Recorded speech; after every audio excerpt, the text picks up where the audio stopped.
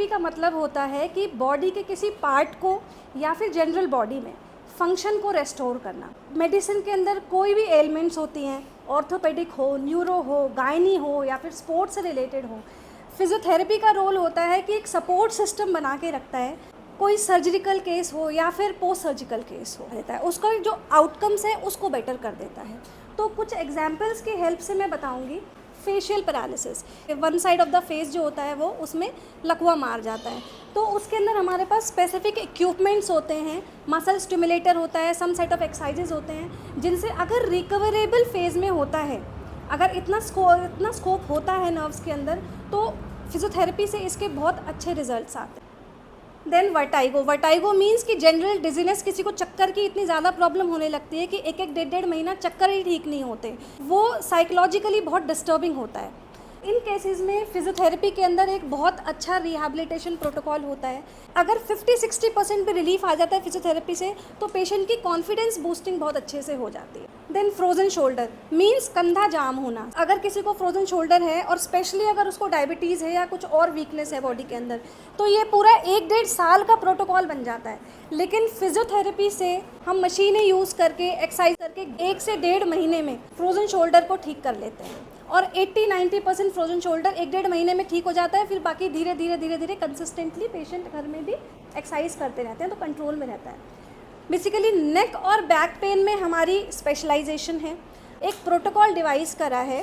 Protocol means कुछ assessment pro forma है, this is an assessment tool, जिससे हम अपनी बॉडी के एक इंडिविजुअल मसल्स को जो पेन से रिलेटेड हैं उनको असेस करते हैं। असेस करके हम एक रूट कॉज की तरफ जाते हैं कि अगर एमआरआई में कुछ नहीं आ रहा है, एक्सरे में कुछ नहीं आ रहा है, लेकिन किसी को ऐसा पेन है कि वो समझ में नहीं आता कई बारी, तो हम टेस्ट करके इंडिविजुअल मसल्स को जा कर के लोकेट करते हैं और फिर उनको रिहैबिलिटेट करने की कोशिश करते हैं। इसके लिए हमारे पास फिजियोथेरेपी में काफ़ी अच्छे इक्विपमेंट्स हैं, कुछ मशीन्स होती हैं, टेंस, IFT, अल्ट्रासोनिक। उसके साथ में हमारी एक्सरसाइजेस के लिए हमने काफ़ी एडवांस्ड इक्विपमेंट्स रखे हुए हैं। This Pilates is one of them.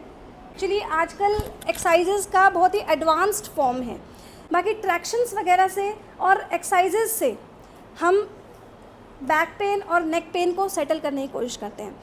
Cupping और नीडलिंग में भी हमारी अच्छी एक्सपर्टीज़ है, जो कि अब आजकल जो है ये ट्रेंड में है और ये काफ़ी एक इफ़ेक्टिव ट्रीटमेंट है। ऑस्टियोआर्थराइटिस नी जनरली कंसर्न होती है कि घुटनों में दर्द है। प्रॉब्लम ये होती है कि दर्द काफ़ी टाइम तक खिंचता रहता है, पेशेंट की चाल ख़राब होने लगती है, बैलेंस ख़राब होने लगता है। तो इनके अंदर हमारे पास इक्विपमेंट्स होते हैं। अगर रेगुलरली पेशेंट फॉलोअप में रहते हैं और घर में भी कंसिस्टेंटली करते हैं, तो हम पेन को, पेशेंट की चाल को, उसके बैलेंस को काफ़ी हद तक मैनेज कर लेते हैं। देन कोई भी सर्जरी हो, मे बी बैक और नेक की, जैसे डॉक्टर ध्रुव ने बताया, एंडोस्कोपी हो या फिर ओपन करके कोई भी सर्जरी की हो, मे बी शोल्डर में रोटेटर कफ होता है, घुटने में ACL होता है, या फिर THR है, TKR है, घुटने और हिप रिप्लेस कराए हैं, तो अगर उसकी प्रॉपर फिजियोथेरेपी हो जाती है तो उससे हमारे जो आउटकम्स होते हैं वो बहुत अच्छे लेवल पे इम्प्रूव हो जाते हैं, एज़ कम्पेयर टू जिसमें फिजियोथेरेपी नहीं फॉलो की जाती है। देन यूरिनरी इनकॉन्टिनेंस, ये ओल्ड एज में ये बहुत ही कॉमन प्रॉब्लम है। प्लस कुछ गायनी कंडीशंस में भी, मतलब यूरिनरी इनकॉन्टिनेंस का मतलब होता है कि कई बार यूरिन लीक होने लगता है, तो ये बहुत एम्बैरेसिंग सिचुएशन भी हो जाती है और पेशेंट कई बार बता भी नहीं पाते। बट क्योंकि फिजियोथेरेपी में इसका काफ़ी अच्छा इलाज रहता है, एक्सरसाइजेज होती हैं, दो ये काफ़ी लंबा टाइम लगा देते हैं ठीक होने में, लेकिन हम इस तरह से प्रोटोकॉल फॉलो करते हैं कि काफ़ी हद तक पेशेंट अच्छे से ठीक होकर के और हैप्पी होकर के हमारे साथ पास से जाते हैं।